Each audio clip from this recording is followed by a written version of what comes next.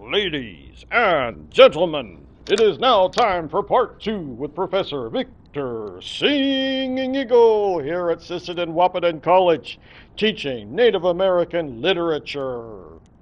Today is Tuesday, January 28, 2025 at 6:14 p.m. Or as we ex-military folks say, 1814. And now, without any further ado, here's your host, Professor Victor Singing Eagle. Yay! Why, right on, right on, right on. Welcome back. I'm going to do this quick thing where I look at people and see what's going on. Sharon Abeta. This is Bei Xueling. I need your student info sheet. See, I'm creating files on you just like the FBI. No, seriously. I need your student info sheet. So when you get a chance, please download those info sheets and fill them out and email them to me or drop them off at my office over by the TV lounge. Who else we got? Xu Shanmei, Sharon Cook. We've got Du Rui Guo, Deraine Dubois, De Liling, Christina German. Yay! Nie Jiahui, Gabrielle Nealon, and what does that say? Ran Kaiting, Katie Robbins. Yay! So, right, I've got files on you guys, and some of you have not done the student info sheet. You know who you are. By the way, speaking of students and stuff that needs to be done, I hope you can hear me because I dropped the microphone for a sec. Now, I've been checking your votes. It looks like most people have been choosing for a traditional written online exam. Only one person voted for a, a presentation. So if you agree with the one person, you got to jump on this and vote. Because I only got 3 votes. So jump on that. What else? Other stuff. Oh, right. So this one says, please answer what is literature. I don't think anybody answered that yet. Please jump on it. But people have been watching my goofy videos. That's pretty cool. What else? What else? Have a look at the Popol Vuh if you haven't already done so. I believe 2 students have looked at it, and they clicked on where it says, please reply, and added their own 2 cents. By the way, today is Chinese New Year. We are now on year of the wood snake, Shenian. By the way, Chinese have 12 animals and there are 5 elements. Let's see if I can remember them. Not the 5th element because they have air. No, we're talking about Chinese culture now. So we have earth, fire, water, metal, and I'm missing one. Wood. There we go. Earth, fire, metal, water, wood. There we go. This is the year of the wood snake. By the way, there's 12 animals and 5 cycles of elements, so that means it's a total of 60. 12 times 5 is 60. So you can already figure, I just gave away my age. Never mind. So click on that for extra credit and tell me who your animal is, and if you know your element, right on. Do it. All right, I've got to keep moving because I talk way too much. We're going to jump on to our lesson plan. So I'll post this after we're done. Says here, the last time we were chatting, we were talking about what is literature, and I gave you that as a challenge question, and I'm also going to add your own, in your opinion. Remember, there's no right or wrong answers. I want your opinion. What constitutes a good story? Okay?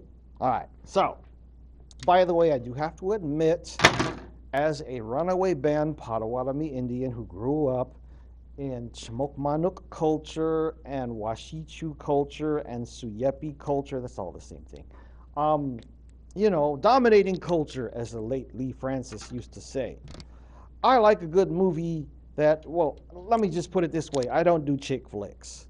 If the movie does not have at least movies and books, it doesn't have at least one monster, one robot, one spaceship, one ghost, one explosion, I don't want to see it.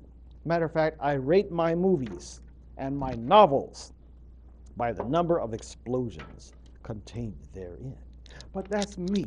What about you? If you like touchy-feely, lovey-kissy movies, then go for it. Explain why.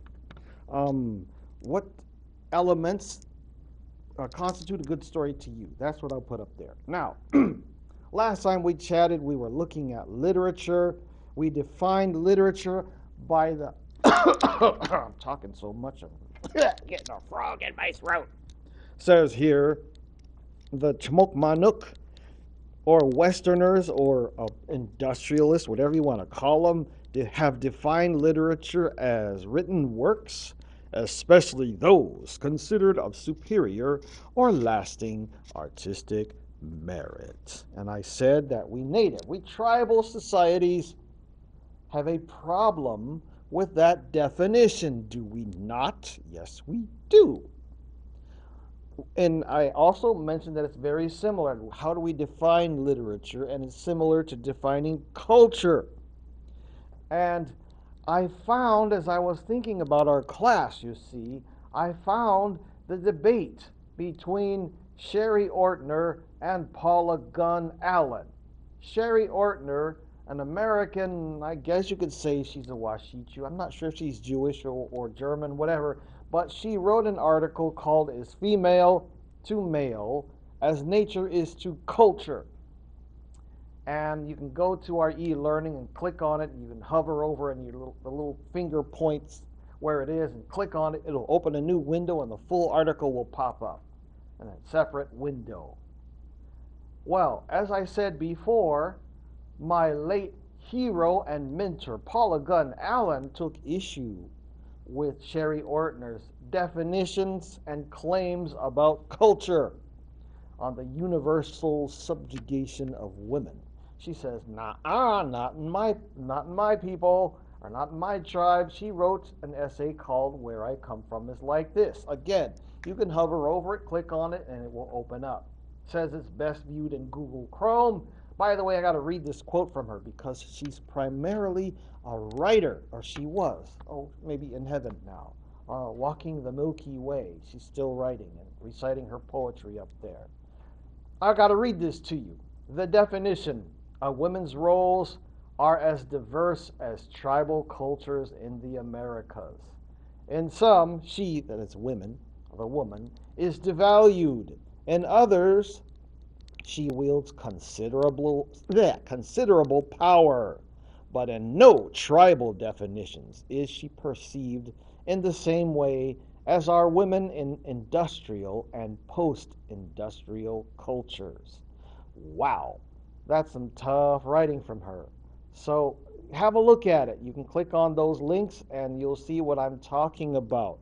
I believe that Paula Gunn Allen actually read Sherry Ortner's essay and wrote a response to it. I could be wrong, but you'll check it out for yourself and tell me if I'm right or am I blowing it out of my tailpipe. Now with that, we're going to cut it short. We're going to jump to part 3 of our little mini lecture. So let me see how much time I already frittered away with all my yakety-yakking. Probably 10 minutes. No, 8 minutes and 44 seconds. That's not too bad. We're going to cut it short here, and we'll jump over to the next part. Talk to you later. Bye-bye.